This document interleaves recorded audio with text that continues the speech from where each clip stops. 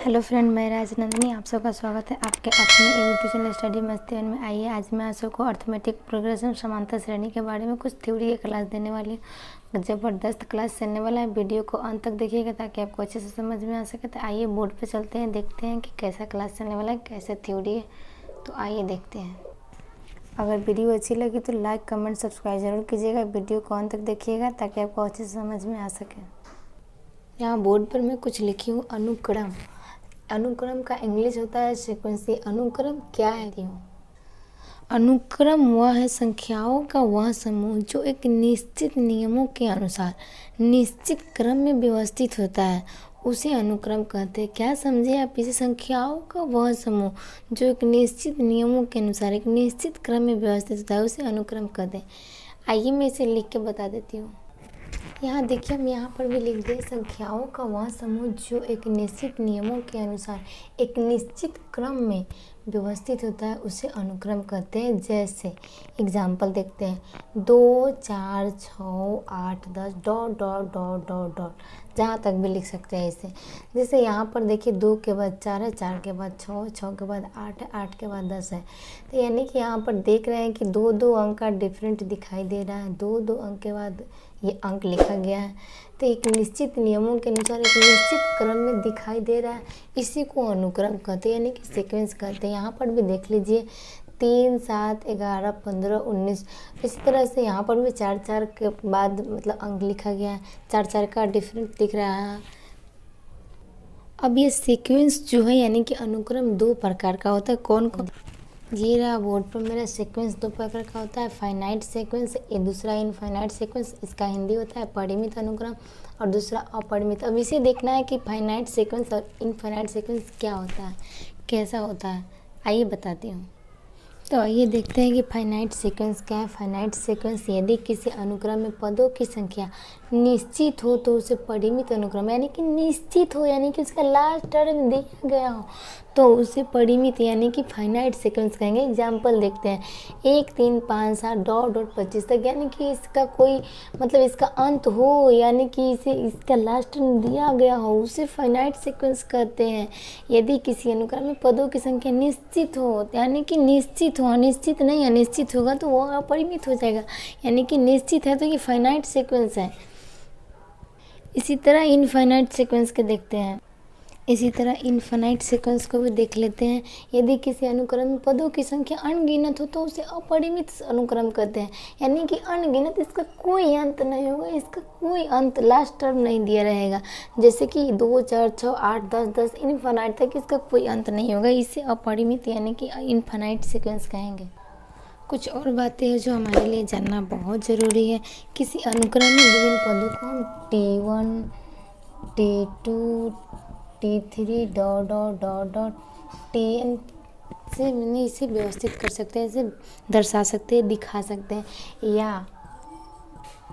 या इसे A1 A2 A3 dot dot An के हिसाब से इसे व्यवस्थित कर सकते हैं, इसे सूचित कर सकते हैं, इसे दर्शा सकते हैं, दिखा सकते हैं। इसके आगे और जानते हैं कि श्रेणी क्या है, यानी कि मेरा चैप्टर ये समांतर श्रेणी अर्थमेटिक प्रोग्रेशन। तो ये जान लेते हैं कि प्रोग्रेशन क्या है, क्या चीज़ है, किस तरह का होता है, क्या होता है इसमें। श्रेणी वैसा अनुक्रम जो एक निश्चित पद्धति का पालन करता है, श्रेणी कहलाता है। तो ये कैसा अनुक्रम है जो निश्चित पद्धति का पालन करता है, इसे देखते हैं, इसका एग्जाम्पल भी देखते हैं।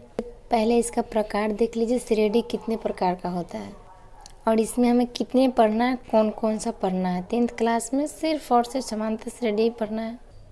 तो यहाँ पर देखते हैं ये प्रोग्रेशन कितने प्रकार का होता है। यहाँ प्रोग्रेशन 3 प्रकार का होता है, arithmetic progression, geometric progression, harmonic progression. Arithmetic का हिंदी होता है समांतर श्रेणी, ज्योमेट्रिक का हिंदी होता है गुणोत्तर श्रेणी, हार्मोनिक का होता है हरात्मक श्रेणी। इसे शॉर्ट नाम में AP बुलाते हैं, ज्योमेट्रिक को GP बुलाते हैं और हार्मोनिक को SP बुलाते हैं। ये दोनों हमें अभी 10th क्लास में नहीं पढ़ना है, आगे ऊपर लेवल में पढ़ना है। अभी यहाँ पर 10th में सिर्फ और सिर्फ हमें ये अर्थमेटिक प्रोग्रेशन पढ़ना है। तो इसके बारे में देखते हैं ये क्या है। तो आइए समांतर श्रेणी के बारे में जानते हैं। वैसा अनुक्रम जिसमें किसी पद और उसमें पहले वाले पद का अंतर सदैव स्थिर हो, उससे एपी मतलब कि एपी यानी कि अर्थमेटिक प्रोग्रेशन कहते हैं, जैसे 3, 7, 11, 15। तो आइए देखते हैं कि वैसा अनुक्रम जिसमें किसी पद और उससे पहले वाले पद का अंतर जो है, तो ये पद हो गया और इसके पहले वाला ये पद हो गया। तो देखिए, तो 7 में से 3 घटाएंगे तो कितना आएगा, 4 आएगा। यहाँ पे 4 आया। और ये 11 में से भी 7 घटा कर देख लेते हैं, 11 माइनस 7 तो कितना आएगा, यहाँ पर भी 4 आएगा। सब बराबर आ रहा है, यानी कि स्थिर आ रहा है। यहाँ पर क्या दिया है, स्थिर, यानी कि यहाँ पर भी बराबर। 15 में से भी 11 घटा लीजिए, ये भी 4 आएगा।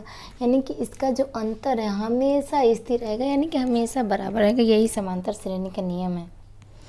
बाकी ये दो हमें अभी नहीं पढ़ना है, अभी ऊपर वाले क्लास में पढ़ना है, तो ये दोनों के बारे में मैं नहीं बताऊंगी, सिर्फ इसके बारे में आगे बता देती हूँ। अब आइए सार्व अंतर या पदांतर के बारे में जान लेते हैं। सार्व अंतर या पदांतर का इंग्लिश होता है कॉमन डिफरेंस। एपी में यानी कि समांतर श्रेणी में किसी पद और उसके पहले वाले पद के अचर अंतर को कॉमन डिफरेंस कहते हैं। इसे डी से सूचित किया जाता है। जैसे कि यहाँ पर देख सकते हैं, एग्जाम्पल एक देख लीजिए। यहाँ पर इसे T1, T2, T3 dot dot dot dot Tn तक सूचित करते हैं। इस अनुक्रम में ऐसे लिख सकते हैं, या फिर A1, A2, A3। तो यहाँ पर अगर D निकालेंगे तो D बराबर क्या हो जाएगा मेरा, T2 माइनस T1। यहाँ पे D1 निकालेंगे, अगर D2 निकालेंगे तो यहाँ पर हो जाएगा T3 माइनस T2। इसी तरह dot dot dot dot dot dot. तो यदि Dn निकालेंगे तो Dn बराबर हो जाएगा Tn माइनस Tn माइनस 1। इतना तो समझ में आ गया होगा। इसके आगे देख, इस पर एक एग्जांपल देख लेते हैं। क्वेश्चन है एक √2, √8, √18, √132। तो इसमें D1, D2 निकालना है। अगर D1 निकालेंगे तो D1 बराबर हो जाएगा, D निकालना है तो यहाँ पे √8 माइनस √2 हो जाएगा, √2। तो √8 को कितना लिख सकते हैं, 2√2 माइनस √2। इसमें से √2 बाहर निकाल लेते हैं, √2 बाहर निकल गया तो 2 माइनस 1 बच गया। अब 2 में से 1 घटेगा तो कितना होगा, 1। तो √2 इंटू 1 यानी कि √2। मेरा D का मान कितना आ गया, √2। यहाँ देखिए D2 का मान निकाल लेते हैं। D2 बराबर √18 माइनस √8 होगा। तो √18 को कितना लिख सकते हैं, 3√2 माइनस 2√2। √2 दोनों में है, दोनों में से √2 बाहर निकालिए तो 3 माइनस 2, 2 इंटू 1। तो √2 दोनों का देखिए, यहाँ पर भी D2 का मान, D1 का मान, दोनों का मान सेम आया। इसी तरह से D निकालते हैं, सार्व अंतर निकालते हैं। अब देखिए, समांतर श्रेणी का व्यापक पद निकालने के लिए इसे Tn से सूचित करते हैं। Tn बराबर एक फार्मूला होता है, A plus n minus 1 into D, जहाँ पर n बराबर, जहाँ देखिए Tn बराबर A plus n minus 1 into D, जहाँ A बराबर फर्स्ट टर्म यानी कि पहला पद, D बराबर कॉमन डिफरेंस यानी कि सार्व अंतर, Tn बराबर लास्ट टर्म यानी कि अंतिम पद, n बराबर पदों की संख्या। इस पर एक क्वेश्चन देख लेते हैं, एग्जाम्पल। एक क्वेश्चन है 3, 8, 13, 18 डॉट 15 पद तक लिखना है, यानी कि 3, 8, 13, 18, 15 पद तक लिखना है। तो इसे कैसे बनाएंगे, सबसे पहले तो पहला पद हमें चाहिए, यानी कि A बराबर मेरा पहला पद कौन सा है, इसमें 3 है। और D निकाल लेते हैं। D निकालने के लिए क्या करते हैं, T2 माइनस T1 करेंगे तो यहाँ पर T2 कितना है, 8 है, और T1 कितना है, 3 है। तो 8 माइनस 3 बराबर कितना आ जाएगा, 8 में से अगर 3 से 13 में से भी 8 घटा के देख लीजिए, यहाँ पर भी कॉमन डिफरेंस सेम आना चाहिए, तभी मेरा AP में होगा, तभी इस फार्मूला पर लगेगा Tn बराबर। तो ये मेरा AP में चेक कर ली कि AP में तो 15वां पद निकालना है। तो Tn यानी कि n बराबर मेरा कितना दे दिया है, 15 दे दिया। यहाँ पर देखिए सब सारा चीज़ दिया हुआ है, सिर्फ फार्मूला पर डालना है। तो Tn बराबर फार्मूला हम क्या जानते हैं, तो Tn बराबर फार्मूला जानते हैं, A plus n minus 1 into मेरा A का मान कितना दिया हुआ है, 3 प्लस n का मान कितना दिया हुआ है, 15 माइनस 1, D का मान कितना दिया है, 5। अब इसे सॉल्व कर लेते हैं। 3 प्लस 15 में से 1 घटेगा, 14 गुना 5, 14 25 70, यानी कि 3 प्लस 14 25 70, 3 73। Tn का मान निकल गया 73, आंसर हो गया। अगर वीडियो अच्छी लगी हो तो लाइक, कमेंट, सब्सक्राइब जरूर कीजिएगा। वीडियो को अंदर देखने के लिए थैंक यू, धन्यवाद। आज के लिए इतना ही, तब तक के लिए जय हिंद जय भारत।